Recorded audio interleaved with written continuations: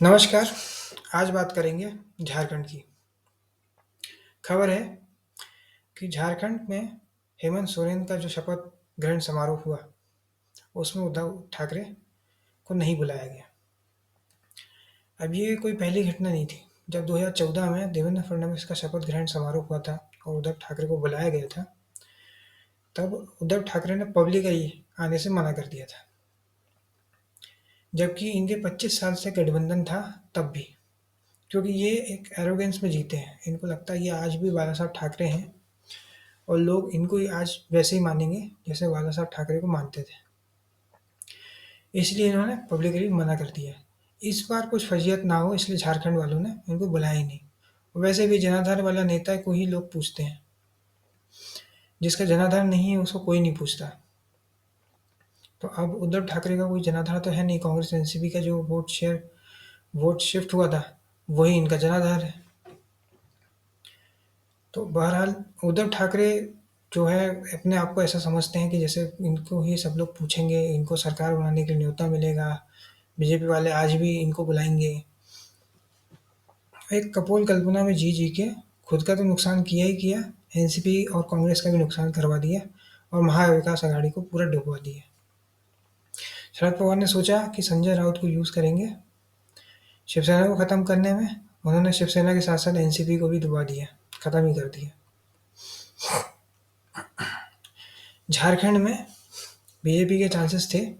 BJP एक बार जीत भी गई थी, लेकिन बीजेपी ने जो ट्राइबल मुख्यमंत्री होता है उसकी परंपरा को तोड़ के रघुवर दास को बना दिया। रघुवर दास के अगेंस्ट में ऐसी एंटी इनकम्बेंसी थी कि ये अगली बार जीत ही नहीं पाए।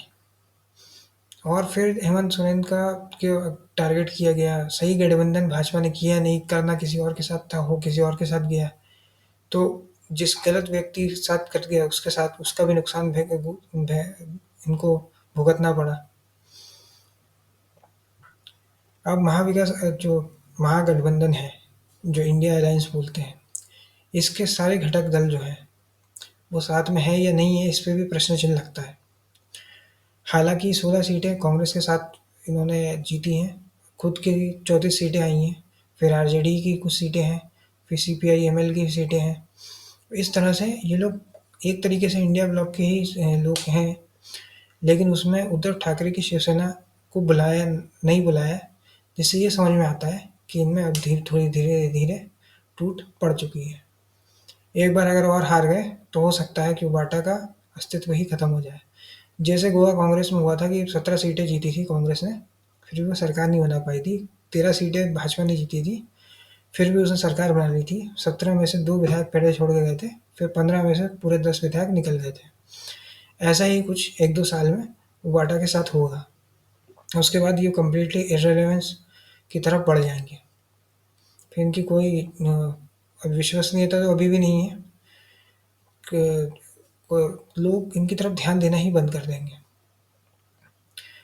हालांकि होना ये चाहिए था कि 60 सीट्स वाटा की आई थी, इनको करना ये चाहिए था। 40 सीटें ऐसी थी जहाँ पे कम अंतर से हारे थे, तो इन्हें 40 सीटों पे मेहनत करनी चाहिए थी और 2019 में ये ज़्यादा सीटों पे जीत जाते। लेकिन जिन्होंने अपने ही साथियों को धोखा दिया और दूसरों के तरफ गए, वो उसको अब मौका थोड़ी मिलेगा। और अब इनका जो है पास कोई परसेप्शन भी नहीं है और ये अपने घर से बाहर भी नहीं निकलते हैं।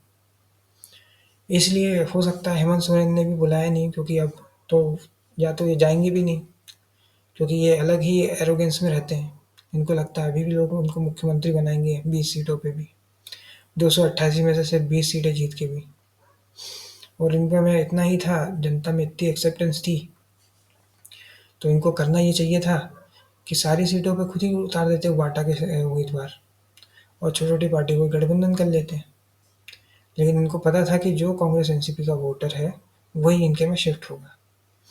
संजय राउत का क्या है, वो तो कुछ भी कर लेंगे, वापस अजीत पवार के साथ भी जा सकते हैं। ये अलग इसलिए हुए क्योंकि अजीत पवार भी इसलिए अलग ही इसलिए हुए क्योंकि उनको समझ में आ गया कि शरद पवार कहीं ना कहीं संजय राउत के चक्कर में पड़े हैं। उन्होंने एक बार स्टेटमेंट भी दिया था अजीत दादा ने कि जो संजय राउत है अपनी पार्टी के ही प्रवक्ता बने, दूसरे का ना बने। तो उन्हें भी समझ में आ गया था कि ये कहीं न कहीं डुबाएँगे महाविकास आघाड़ी को। अब महाविकास आघाड़ी महाविनाश आघाड़ी बन चुकी है और इनके अलायंस पार्टनर जो छोटे स्टेट्स के मुख्यमंत्री हैं वो भी इनको अब नहीं पूछ रहे हैं। और अभी भी ये हो सकता है कल्पना भी है कि इनका लड़का जीत गया, ये महाविकास आघाड़ी में इनको ज़्यादा सीटें आ गई हैं, तो आगे चल के हमारा बहुत बड़ा स्कोप होगा। अब कुछ नहीं होगा, अब इनका क्षय होना है, क्योंकि अब इनके पास देने के लिए कुछ नहीं रह गया है, इसलिए अब इनको कोई पूछ भी नहीं रहा है। पहले तो जैसे जोड़ तोड़ से कुछ कर भी लिया था, अब इनके में क्या है, ठाकरे फैमिली में ये लोग ज़्यादा जनता के बीच में नहीं जाते हैं। तो झारखंड में एक संदेश दिया गया है कि उद्धव ठाकरे को कुछ माना नहीं जाता है, और अगर उद्धव ठाकरे गए भी नहीं तो भी ये बेइज्जती होती है हेमंत सोरेन की, इसलिए उद्धव ठाकरे को बुलाया ही नहीं गया। ये अब धीरे-धीरे उद्धव ठाकरे का क्षय होता जाएगा और एक टाइम के बाद ये इर्रेलेवेंट हो जाएँगे। जैसे कि शरद पवार का पास्ट है, उन्होंने कई सारी पार्टी, जनता पार्टी, आरपीआई, इनको जैसे ख़त्म किया है, वैसे ही उन्होंने शिवसेना, उबाटा को भी ख़त्म कर देंगे। होना ये चाहिए था कि इनको पूरा जब इनकी पार्टी ख़त्म हो गई थी, तो इन्हें संगठन पे काम करना चाहिए था, नए-नए नेताओं को खड़ा करना था, जनता के बीच जाना चाहिए था, जनता से संवाद स्थापित करना चाहिए था, लेकिन ऐसा नहीं हुआ है। जब नहीं हुआ है, तो जब जनता कनेक्ट ही नहीं करती, एक जगह पे कोई वीडियो आ रहा था, उसमें बोला था कि उद्धव ठाकरे को तो बोलना तक नहीं आता है ढंग से। अब आप देखिए राज ठाकरे की, भले ये एक भी सीट नहीं जीते, लेकिन अपने लड़के को इन्होंने ऐसी सीट पे लड़ाया है जहाँ पे इनके लिए मुश्किल हो, और मुश्किल हो तो वो अपने पैरों पे खड़ा हो सकता है, जबकि उद्धव ठाकरे ने अपने लड़के को अपने सीने से लगा के रखा है।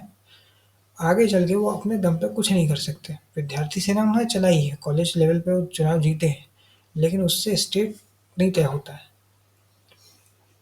आदित्य ठाकरे कंपैरिजन में देखा जाए तो आगे चल के बहुत फ़ायदा करवा सकते हैं। वो संगठन में काम करेंगे, मेहनत करेंगे, अभी हार गए हैं, आगे और मेहनत करेंगे। जीतेंगे नहीं भी, तब भी उनका ग्राउंड बेस तो तैयार हो गया है कि उनको कैसे क्या करना है। लेकिन यही आदित्य ठाकरे अपने पिता के ही कदम पे चल रहे हैं। अगर मन से नहीं होती तो शायद ये जीतते भी नहीं। पिछली बार भी मनसे का ही सपोर्ट था, इस बार भी मनसे के कारण ही आज ये जीते हैं और मिलिंद देवरा को हराया है। अब इनकी पार्टी सर्वाइव तो करने वाली नहीं है, इसलिए जैसे डूबते हुए सूरज को तो कोई सलाम ठोकेगा नहीं, इसलिए झारखंड में इनको बुलाया भी नहीं जा रहा है। अब इनकी इंडिया ब्लॉक में कोई पूछ परख होगी नहीं। कांग्रेस एनसीपी का क्या है, वो तो अलग हो जाएंगे। कांग्रेस में अब लड़ने की क्षमता बची नहीं है, ग्राउंड से वो इतना अलग हो चुके हैं कि अब वो ही कर रहे हैं जो भाजपा करती है। भाजपा अगर 3,000 किसी स्कीम में देगी तो ये कहेंगे हम 5,000 देंगे, भाजपा 5,000 देगी तो ये कहेंगे 7,000 देंगे। कोई ओरिजिनल आइडिया ही नहीं है। ग्राउंड पे अगर आप सर्वे करेंगे तब आपको समझ में आएगा मिडिल क्लास परेशान हो चुकी है। मिडिल क्लास इनके जुमले और नारों से पक चुकी है। टैक्स टेररिज्म है, महंगाई है, बेरोजगारी अपने चरम पे है। मिडिल क्लास की ना शादियाँ हो रही हैं, ना उनके बच्चे हो रहे हैं। मिडिल क्लास को इतना प्रेशर आ चुका है पैसे का कि वो कुछ कर ही नहीं पा रही है। लेकिन मिडिल क्लास के कोई मुद्दे कहीं पे नहीं उठाए जाते, क्योंकि उनको मालूम है कि मिडिल क्लास भी अंधी है, वो एक ही पार्टी को वोट डालेगी। मिडिल क्लास में सबकी सब बंधुआ मजदूर हैं, क्रिकेटर को, नेता को भगवान मानते हैं, इसलिए इनको पूछता नहीं है कोई भी।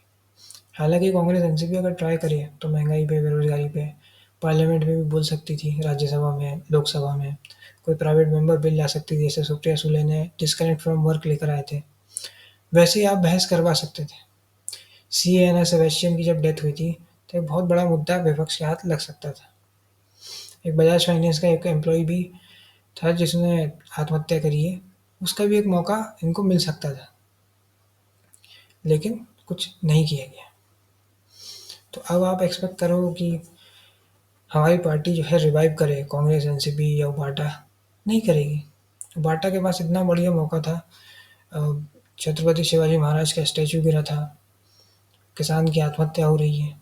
गुजरात मॉडल में मोरबी में ये ब्रिज गिरा था। बहुत सारे मौके थे, कहीं पे ब्रिज गिरा है, कहीं पे ट्रेन दुर्घटना हुई है, कई सारे मुद्दे हैं। बदलापुर में जो चीज़ हुई है, उस पे भी इनको मौका मिल सकता था, लेकिन ये कुछ नहीं कर पाए। जनता के बीच में एक नैरेटिव, एक परसेप्शन जो क्रिएट करना रहता था एक नेता को, वो ये नहीं कर पाए, जिसके फलस्वरूप महाविकास आघाड़ी विनाश आघाड़ी बन के हार चुकी है। आज के इस वीडियो में इतना ही। अगर ये वीडियो आपको पसंद आया तो वीडियो को लाइक करें, शेयर करें और चैनल को सब्सक्राइब करें। धन्यवाद।